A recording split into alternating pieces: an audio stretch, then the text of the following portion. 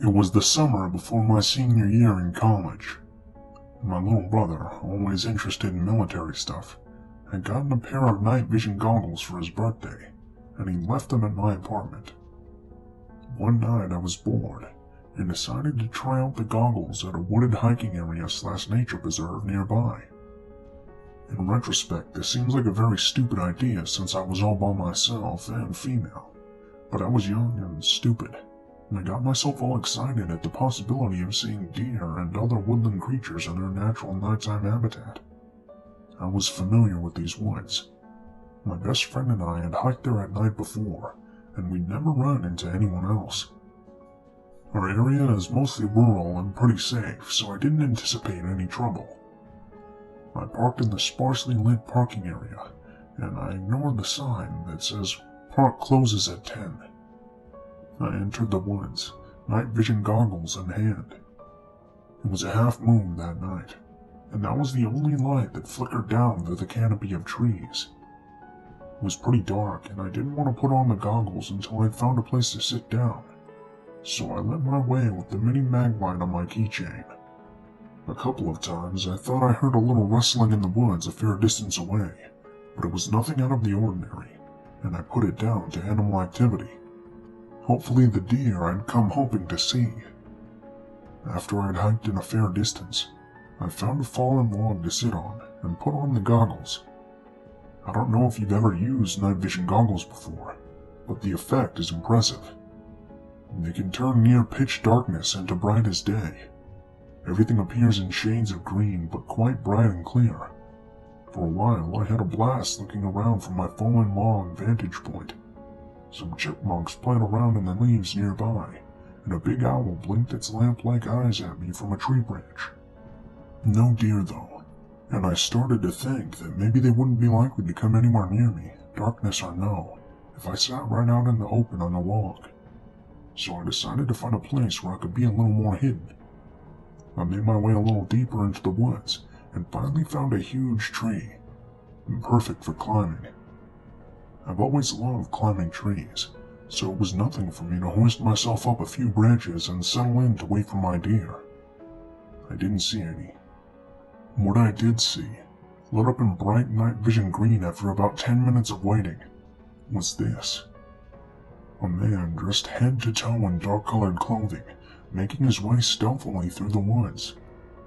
He was coming from the same direction I'd come, and was clearly trying to stay hidden, moving from tree to tree, and glancing around carefully before moving on again. It looked very much like he was looking for someone. It took me a few moments to notice that he was carrying something, and when I saw what it was, the hairs on the back of my neck stood up.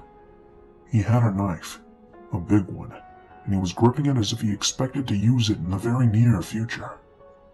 It wasn't deer hunting season, and this was a nature preserve where hunting of any kind was prohibited. At any rate, the guy was alone and not dressed like a hunter. There were no deer in sight, and very few hunters kill their prey with knives. I was suddenly horribly aware of my situation. A young woman, alone, weaponless in the middle of the woods at night. This was the 90s, so no cell phones, and even if I'd had one, I wouldn't have felt safe using it lest I draw his attention. I don't know how he was able to see so well in the dark. I guess his eyes had just adjusted, and I was terrified he would look up and see me. I sat there afraid to move, afraid to breathe as I watched him, and he continued his methodical and stealthy process of scanning the forest for who or whatever the hell he was stalking. I scanned around, but I couldn't see anyone else, even from my high vantage point. But the sickening thought struck me that maybe he might be looking for me. I remembered the rustling noises I'd heard in the woods when I first arrived, and then I thought back further and remembered something else. A white car that had followed too close behind me for most of my drive to the nature preserve. I'd been annoyed and a little freaked out at the time, but when I turned into the nature preserve parking area, the white car had passed me and driven on its way, and I hadn't thought anything more of it. Now I wondered, horrified, if this was the driver of that car, if he'd circled back and seen my parked car, alone in the lot, and he'd come in after me. I sat paralyzed with fear, and watched the man for what felt like forever, but was probably only another half hour or so. There was a heart-stopping moment when he paused right underneath my tree, and I was sure he was going to look up and find me. But he didn't. After a while, he seemed to give up on whatever plan he had in mind. I heard him yell, "Fuck it," and he started heading back in the direction he'd come, the direction of the parking area. I stayed in the tree, wet with sweat and crying, until the sun came up a few hours later. Then I climbed down and, still terrified, gripping the little can of pepper spray on my keychain, I made my way as fast as I could to the parking lot. The man had been there. My windshield had been smashed with a rock, and someone had scraped all down the sides of the car with something sharp. Presumably a giant knife that I'm lucky didn't end up in my chest. Thank God for the night vision goggles that let me see him before he could see me, and thank God for big trees with sturdy branches.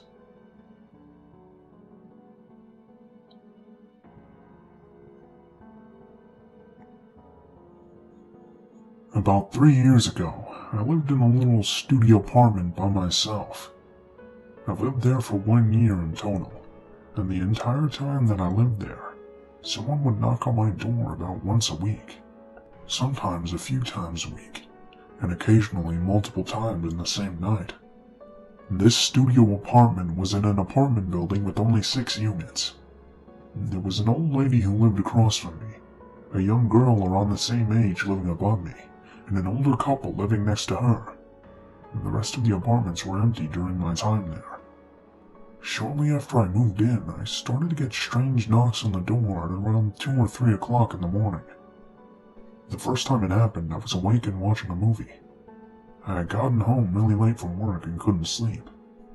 I heard 3 firm knocks at the door. It was late, and I'm a female that lives alone, so I definitely wasn't going to answer it. It was so loud that I was even too scared to go and look through the peephole on the door. My dog starts to bark, so I shush him and make him get into bed with me. We get under the covers, and I'm absolutely petrified. He's still barking at the door, but the knocking didn't continue. I texted my boyfriend about it, but he's asleep, so he doesn't reply until the next morning. He tells me that it was probably someone who had the wrong apartment, and I figure that makes sense. Weeks go by before anything else happened, but it definitely happened again. This time I'm asleep. It's late, and I hear firm knocks on my door. The dog is barking, so I grab his collar and push him into his kennel, which is the only way to my front door. I go and look through the peephole, but there's no one standing there. I'm really freaked out now. I go to the only window I have in the whole apartment that faces the parking lot, but there are no extra cars, bikes, or motorcycles. I call my boyfriend because at this point I was too scared to even go to sleep.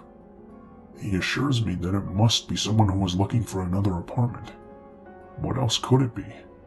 Months and months pass, and this happens all the time now.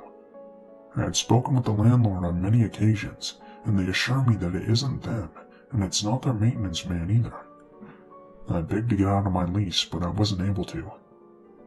My boyfriend never spent the night since he's Catholic, but about 10 months into my lease, his family has a big birthday party for his younger sister, and he agrees to spend the night at my apartment so that some family coming in from out of town can sleep in his bed. We stay up late watching movies, and again around 2 or 3 in the morning, there are heavy, loud knocks on my door. I look at my boyfriend in a kind of, "See, I told you" sort of way. He gets up and opens the door quickly, thinking he can catch the person doing this, but somehow no one is there. It's cold out that night, and quiet. We don't hear anyone walking, no talking, nobody getting into their car. There's nothing at all. We get back into bed and fall asleep, but around 5 a.m., the knocks start on the door again. This time it's a quiet, subdued knock. My boyfriend decides to call the police.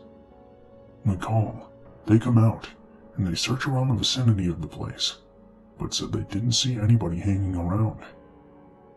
The next morning as we're leaving, my neighbor whose front door is directly across from mine, the old lady, is also leaving. She doesn't speak English, so I've never talked to her before.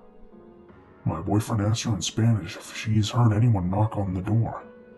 She tells him no, and asks her why he's asking. He tells her for the last year almost, I've had someone knock on my door at the same time every week. She tells us she's sorry.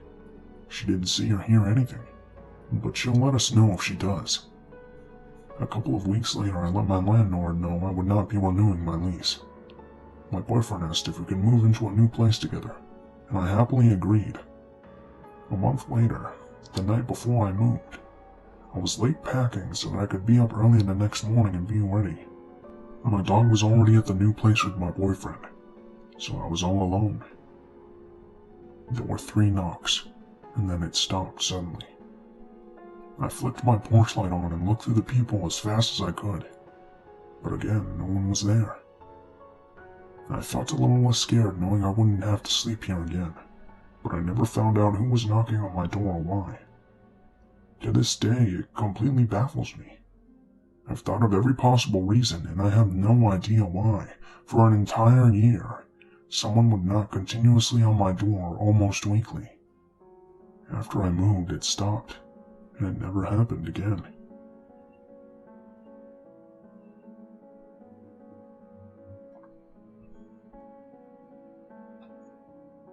This was quite easily the closest I've ever come to cardiac arrest, and considering some of the professions I've had, that's saying quite a bit. I'm pretty new to Reddit, but as a warning, I like to write and descriptively, so if you're looking for a quick turn in the sack, keep moving. In mid-2004, I'd become newly separated from my wife, and decided a getaway and career change were in order. Call it a geographical cure, if you will, but that's a story for another time. I decided to move a couple thousand miles from my home to attend a quick 4-month continuing education course in industrial radiography and ultrasonics in Calgary, Alberta. I'd fared well on the course, and due to the oil boom happening in North America at the time, I was literally hired by a large company waiting outside the doors as we graduated from our educational endeavors. Taking the job entailed moving a further 800 miles into the north of Canada, to be based out of a small town which serviced the surrounding oil fields. I had no idea what the place would be like, nor what I'd be in store for. At the time, the north of the Canadian prairies had taken all of the influx of workers that it could, and infrastructure didn't really grow with the boom. Trying to find a place to live up there was next to impossible. I'm not at all stretching the truth when I say that people were renting their balconies for people to pitch their tents on in a couple of places. I kid you not. Some of the places that ended up being rented out weren't even really fit for human habitation.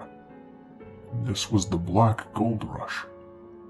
I overstayed in a hotel that they put me up in for a month, and was told that I had to find a place to live. It was absolutely next to impossible to find accommodations for a few reasons.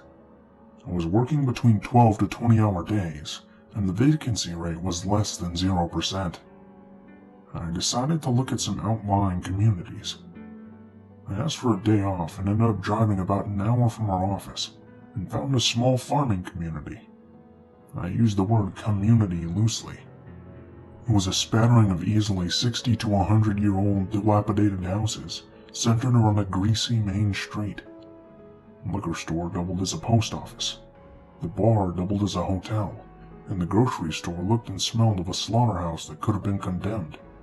Wild West type shit. I drove by an old house that had been obviously divided into several apartments, and almost couldn't believe my eyes when I saw the orange and black for rent sign screaming out at me.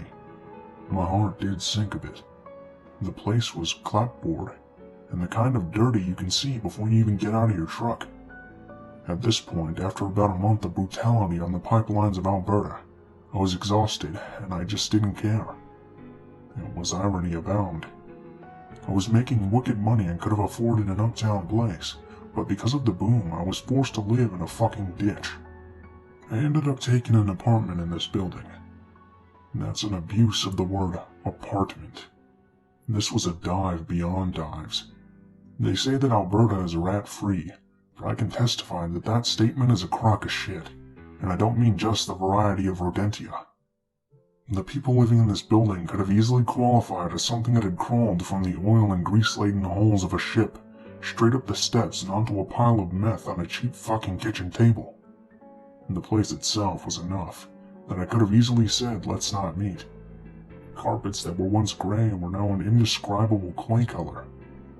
Dirt rubbed into dirt, into on-sale off-tint paint carelessly rubbed all over the place with a $1 brush. And the smell. Think of unwashed hair wrapped around rotten vegetables that have been thrown into a wet paper bag, and you're getting somewhere near close. After sighing loudly and handing $2 fucking grand over to the landlord in cash, I took up the place. Didn't have a choice. Besides being exhausted, I knew I'd not get another day off, and I was right. I worked from July to December 24th without a single day off, barring the day I procured my glorious abode. I had arranged beforehand to get a bed from Sears that morning, and had it in the back of my truck.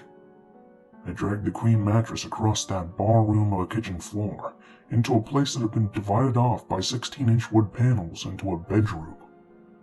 For the next 9 months, this would be my home. If the grubby kitchen table and one chair that was sitting in the place wouldn't have been included, the only thing in there would have been that bed. That would be it, except for my alarm clock on the floor. Get up at 4 a.m. Drive. Work like a coal miner until sunset. Drive. Drink whiskey. Drop on the bed in coveralls. Rinse, repeat for hundreds of days. Then one Friday evening in October, I'd come home after a particularly brutal day of dragging my ass through the mud. My feet finally hit my kitchen floor at around 11 at night, and I was in a mood. I sat down at the pissant kitchen table with my fire-retardant coveralls covered in mud past my waist. I don't know if you've ever worked these kinds of hours in these kinds of conditions, but after a while you just stop caring about anything. I sat there and downed about a half pint of whiskey and a quarter pint of thyme, and smoked cigarette after cigarette. Lit each one of those bastards with the last one I'd smoked. I knew I was in trouble with drinking and smoking, but as with most things I didn't give a shit. I'd become married again. Married to work. Married to the mud. Married to the oil. And married to the welding, the pipe, and married to the hours that had turned me as dirty as the place I inhabited.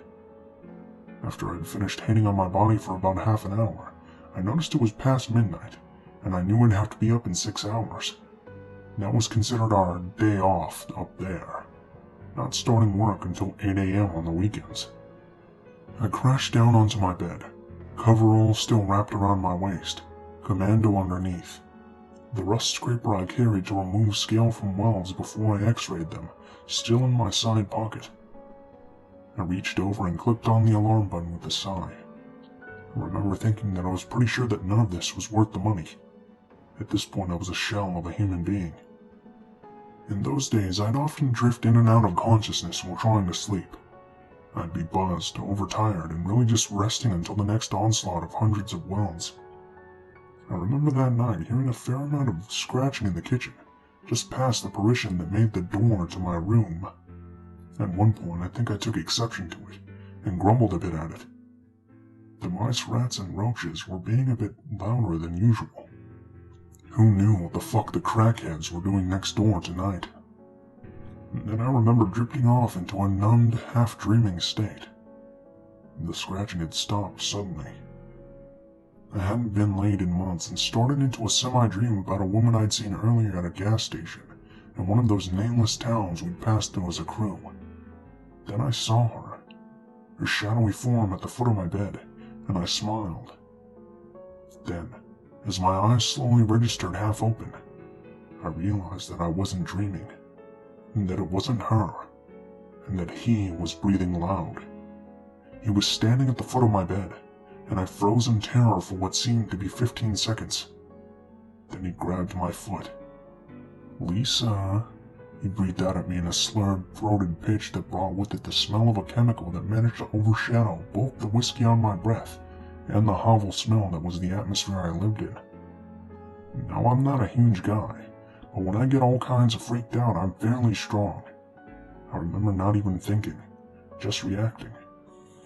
I pulled the scraper from my side pocket and launched myself, rolling sideways off the bed, wrenching my foot from his grip.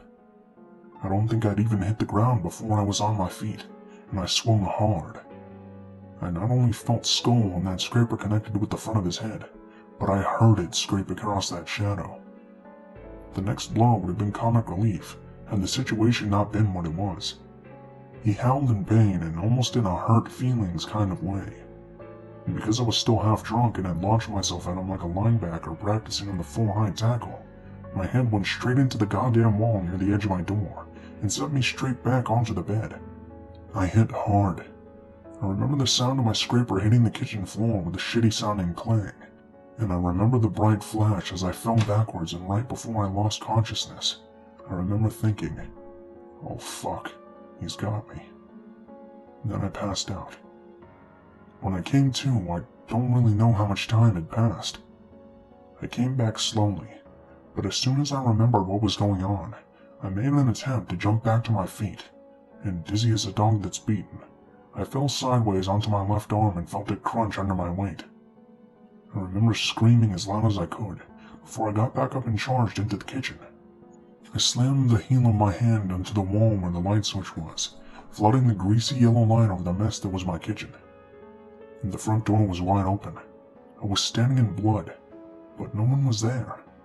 I remember hearing scurrying behind the door across the hall from me, like someone was trying to figure out what was going on in the cacophony that was my shithole apartment. I had a few lengths of pipe in the kitchen, and they were 2 to 4 inch pieces of pipe cutouts, butt welded together as test wheels. I had brought them home as examples of weld defects to study. I grabbed a 2-inch diameter sample of pipe that was about 3 feet long and ran out my front door, but nobody was there. I don't really know how long I was out for in the bedroom, but as the realization that the intruder had fled crept onto me, so too did the adrenaline leave me. I began shaking, dropped the pipe, and sat down on the floor right in my doorway. The chick who was living across the hall opened her door and asked me if I was okay. I'm sure I absolutely stunk, and stunk of the whiskey that had fucked me into my doorway. It was probably a classic YouTube moment as I Jack Nicholson looked up at her with my pointy eyebrows and sarcastically drawled, "Does it look like I'm okay?" She slowly closed her door and probably figured I was another oil-filled crackhead who'd gone off the rails for another holiday. What I saw then really bothered me, almost more than the intrusion. The entire outer doorframe had been removed from the outside of my entrance door. That guy had worked hard to get in there. He wanted in, and he wanted in quietly. And whoever Lisa was, I'm certain that he hadn't intended much good for her.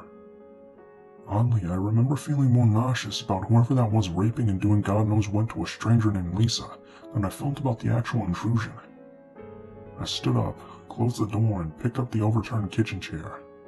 And then I almost puked across the kitchen table, and whatever drunk there was left in me suddenly dissipated.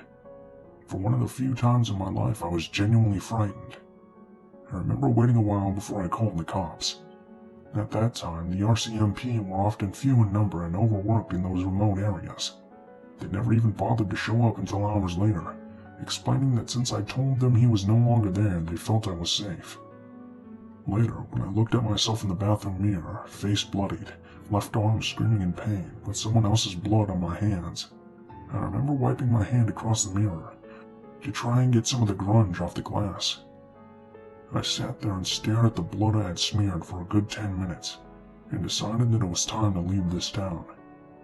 Called my boss when the sun came up and told him he'd either be putting me back up in the hotel, or I was driving the fuck south and he could hire whatever deranged goddamn crackhead he wanted.